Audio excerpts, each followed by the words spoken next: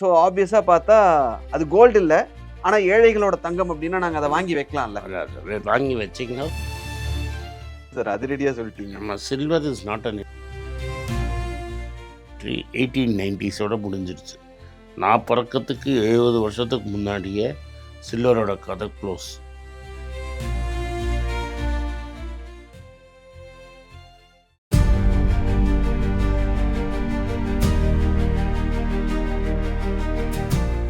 Okay sir. இப்போ இது silver வந்து ஏன் ஏறுது, இறங்குது அப்படிங்கிறத பத்தியெல்லாம் சொன்னீங்க. வாரன் பஃபெட் சில்வர் வாங்கியிருக்காரா? சில்வர் பத்தி அவருடைய ஒப்பீனியன் என்ன? அப்படிங்கிறது ஒரு முக்கியமான கேள்வியா இருக்கு. ஏன்னா, அவர பேஸ் பண்ணி தான் நீங்க ஃபாலோ பண்றீங்க. உங்களோட இன்வெஸ்ட்மென்ட் ஸ்ட்ராட்டஜி எல்லாம் அவர பேஸ் பண்ணி இருக்கு. அவர்ட்டருந்து தான் கத்துக்கிட்டதா நீங்க சொன்னீங்க. வாரன் பஃபெட் சில்வர எப்படி பார்க்குறார்? ஒரு காலத்தில் மார்க்கெட்டில் அவர் சில்வரை கார்னர் பண்ண பார்த்தாரு. அப்புறம் அன்மைன் பண்ணுறச்ச சில்வர் விலை திரும்பி இறங்கிடுச்சு. அதே தானே சார் ஹண்ட் பிரதர்ஸும் பண்ணாங்க. ஹண்ட் பிரதர்ஸ் வந்து ஃபியூச்சர்ஸ் மார்க்கெட்டில் கேஷில் பண்ணோம். ஃபியூச்சர்ஸ் இவர் இருக்கிற சில்வர்லாம் வாங்கி அக்யூமுலேட் பண்ணி ப்ராஃபிட்டபிளாக விற்றுட்டார். இவர் வாங்கினது கமாடிட்டி, அவங்க பண்ணது ஃபியூச்சர்ஸ். ஓகே, இவர் வாங்கினது சில்வரை கையில் டெலிவரி வாங்கிட்டார். ஆமாம், டெலிவரி வாங்கி வச்சு ஒரு டிமாண்டை கிரியேட் பண்ணி வித்துட்டாரு. ஆமாம். இந்த முன்னோடு நீங்கள் என்ன புரிஞ்சுக்கணும்னா, பஃபெட்டுக்கு வந்து various source of cash flows இருக்குது. ஸோ நீங்கள் வந்து ஒரு நார்மல் இன்வெஸ்டரை பார்க்கறச்சியும் பஃபெட்டை பார்க்கறச்சும் வித்தியாசமாக பார்க்கணும் நீங்கள். Okay, Buffett is not playing with the fixed money pool. இப்போ உங்களோட Hunt Brothers or any fund manager அவன்கிட்ட இருக்கிற பணம் வந்து ஃபைனைட் சோர்ஸ். இவ்வளோ தான் பணம் இருக்குதுன்னு உனக்கு தெரியும். ஸோ அவனை நீ ஷோ காட்ட முடியாது. அவனை ஈஸியாக show காட்டிடலாம்.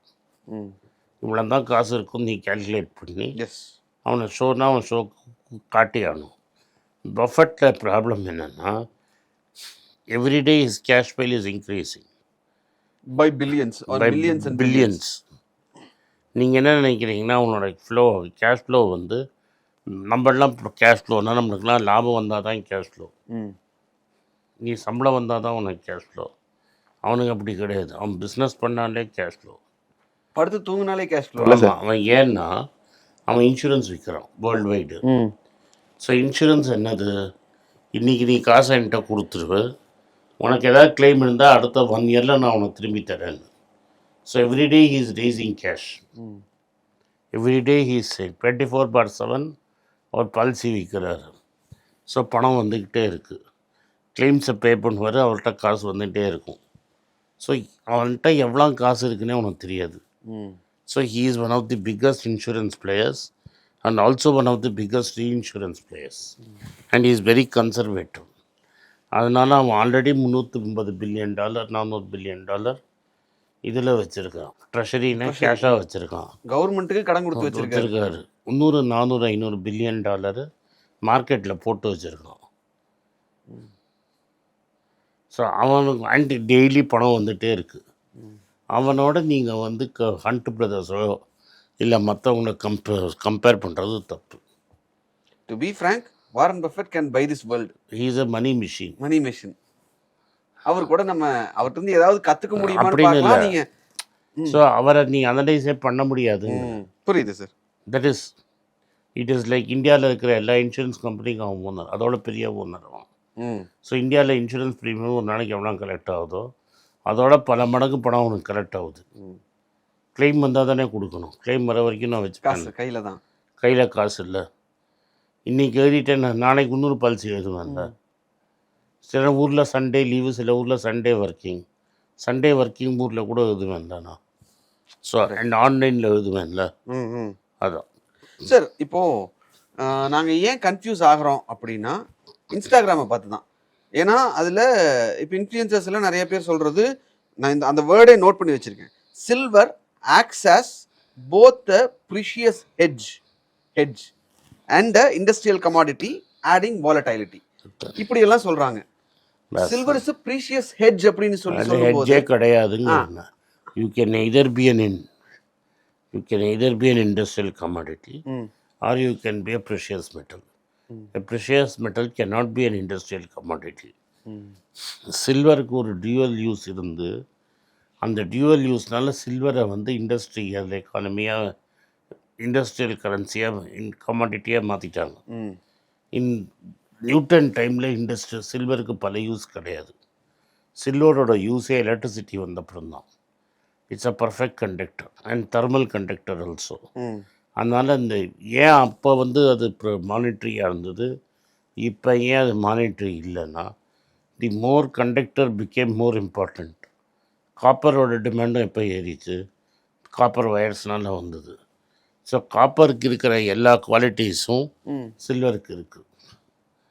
So that is what I am saying. The industrial use of silver வந்துங்கிறது வரத்துக்கு ரொம்ப லேட் ஆச்சு. 1900s போன 125 வருஷம்தான் சில்வருக்கு கமாடிட்டிலேருந்து இதை இண்டஸ்ட்ரியல் யூஸ் வந்தது. ம் இது இண்டஸ்ட்ரியல் யூஸ் தூக்கரிச்ச மானிட்டரி யூஸை கம்மி பண்ணிட்டாங்க. ஓகே. இப்போது ஜென்ரலாக வந்து கேட்கக்கூடிய கேள்வி என்னென்னா சார், இப்போ நான் வந்து தங்கமயிலுக்கு போய் பார்த்தேன் சார், நகைக்கடையில் போய் பார்த்தேன். அங்கே வந்து silver jewellery plated with gold. அது பார்த்தா கோல்டு ஜுவல்லரி மாதிரியே இருந்தது. கவரிங். Okay sir. ஆனால் அது ஒரு கம்ப்ளீட் மணப்பொண்ணு செட்டு, நகை, ஐ மீன் செயின், கம்மல் எல்லாமே இருந்தது. பார்த்தா நகை வந்து கோல்டு மாதிரியே இருந்தது, but silver coated with gold, dipped in gold. Dipped in gold. Okay. எனக்கு அது போதுமே அப்படின்ற ஒரு தாட் வருது. அப்போ சில்வருடைய நீடுங்கிறது இன்னும் இன்க்ரீஸ் ஆகும். ஏன்னா கோல்டு எவ்வளோ வேணும், உனக்கு எவ்வளோ சில்வர் வேணும் சார்? இன்னைக்கு யார் சார் கோல்டு? நான் பஸ் உனக்கு எவ்வளோ சில்வர் வேணும், அந்த சில்வர் இருக்குங்கிறேன். Correct sir. டிசைனா நகை வேணும், எங்களுக்கு சில்வர் வேண்டாம் சார். டிசைனாக நகை கொடுக்குறல்ல, அதோட வேல்யூ ஏறாது. நீ போட்டு பார்க்கலாம், காஸ்மெட்டிக் யூஸ் மேபி தேர், அதனால நிறைய டிமாண்ட் வரும், அதனால ஷார்ட்டேஜ் வரும்னு கிடையாது. உனக்கு எவ்வளோ வேணாலும் சில்வர் தோண்டி எடுத்து கொடுக்குறேங்கிறான். சில்வர் அங்கே இல்லை, இந்த யூஸ் இருக்குன்னா வேல்யூ ஏறும். சில்வர் அளவுக்கு மேலே கீழே இருக்குன்னா ஏன் இந்த வேல்யூ ஏறணும்? Okay sir. இப்போ இதை பார்த்துட்டு இருக்கிற ஹஸ்பண்ட்ஸ்க்கெல்லாம் ஒரு கேள்வி வரும். என்னன்னா, என் ஒய்ஃப் வந்து 22 கேரட் கோல்டில் நெக்லஸ் செட்டு கேட்குறாங்க. நான் நகை கடையில் போய் பார்க்குறேன், சில்வரில் கோல்டு டிப்டு இருக்கு. அமைதியாக அதை வாங்கி கொடுத்துட்டு ஒதுங்கி அதை வாங்கி கொடுத்துட்டு. பட் ஆனால் பிஃபோர் கோல்டில் வாங்கினா டியூவல் பர்பஸ். நாளைக்கு உனக்கு பிஸ்னஸுக்கு ஆர்டர் வச்சா நீ எடுத்து அதை கொடுக்க வைக்க முடியும். இது நீ பண்ண முடியாது, சிங்கிள் பர்பஸ் சார். ஆனால் நீங்கள் இதை பண்ணலாம் அப்படின்னு சொன்னீங்கன்னா எத்தனை பேர் எஸ்கேப் ஆவாங்க தெரியுமா? இதை பண்ணு, நான் வேணாம்னு சொல்ல. But don't get fooled with thinking it is a investment. It is not an investment. Okay. இல்லை, இப்போ வீட்டில் பொதுவாக உமனை பொறுத்த வரைக்கும் எப்படி எடுத்துப்பாங்கன்னா, எனக்கு டிசைனாக நகை வேணும் அப்படின்ற நீ அதை வாங்கி கொடுப்ப. இப்போ கோல்டில் வந்து டியூவல் பர்பஸ். நீ நகையாகவும் மாட்டிக்கலாம். நீங்கள் இங்கே செலவு குறைக்கவே விட மாட்டீங்கன்னு நினைக்கிறேன் சார். இல்லை நீ நீ பண்ணுங்கிற. நீ நகையாகவும் போட்டுக்கலாம், பேங்க்கில் வச்சு காசும் எடுக்கலாம். இதில் பேங்க்கை வச்சு நீ காசு எடுக்க முடியாது. அவ்வளோதான் லிமிட்டு. அந்த லிமிட்டை நீ தெரிஞ்சுக்கோன்னு சொல்கிறேன். புரியுது. ஸோ இப்போ 10 லட்ச ரூபாய்க்கு நீங்கள் நகை வாங்குறீங்க அப்படின்னா, ஒரு 4 லட்ச ரூபாய்க்கு சில்வரில் அந்த கோல்டு டிப்பை வாங்கி கொடுத்துட்டு 6 லட்ச ரூபாய்க்கு 22 கேரட் கோல்டை வாங்கி வச்சுக்காங்க. உன் இஷ்டம். நான் புரிஞ்சுக்கிட்டது சார். நீ புரிஞ்சுக்கிட்டது. என்னை பொறுத்த வரைக்கும் நானும் பாதிக்கப்பட்டேன், நேரடியாக பாதிக்கப்பட்டேன். கோல்டு டிப்ட் வித் சில்வர் எனக்கு I don't see any use. Gold dipped with silver dipped with gold I don't see any use at all. So I not gold dipped with silver. Silver dipped in gold I don't see any use. But நகை வாங்கி கொடுக்குற ஹஸ்பண்ட்ஸுக்கு தான் sir தெரியும். அதுக்கு நீ அதுக்கு பதில் கவரிங்கே வாங்கி கொடுத்துரு. Okay fine sir. அட்லீஸ்ட் சில்வர்னாவது ஒன்று இருக்குமே அப்படிங்கிறதுக்காக பார்த்தோம். அது ஓகே சார், டன். ஸோ இதுதான் சார். இப்போ சில்வர் வாங்கணும் அப்படின்னு நினைக்கிறவங்களுக்கு இன்னைக்கு நான் அதை எதுவும் பண்ணலை. நான் இப்போ ரீசெண்ட் டைம்ஸில் பார்த்தது, என்கிட்ட கொஞ்சம் ஒரு கிலோ சில்வர் இருக்குது, 2 கிலோ சில்வர் இருக்குது, ஷார்ட் டேர்முக்காக வாங்கினேன், இப்போ வித்துட்டுமான்னு கேட்டவங்களுக்கு நோ அப்படிங்கிறது. இப்போ ஆல்ரெடி வாங்கிட்ட மந்தி பிகாஸ் ஆஃப் இன்வெஸ்ட்மெண்ட்னா இன்றைக்கே போய் வித்துரு. ஒரு 50-60 வருஷத்துக்கு அப்புறம் நான் வச்சுக்கிறேன். 50 வருஷம் கழிச்சு நான் இருக்க போகிறது இல்லை. இன்றைக்கி எனக்கு வயசு 58. 50 வருஷம் கழிச்சு 108 வயசே எனக்கு இருக்க வேணாம். அப்புறம் நான் இந்த உலகம்தான் என்னை பார்த்துக்கணும். ரைட்டா? உனக்கு 37-38 ஆகும். 36 50 வருஷம் கழிச்சு 87. Last stage life. அப்போ காசு இருந்தால் உனக்கு என்ன, இல்லாட்டா உனக்கு என்ன?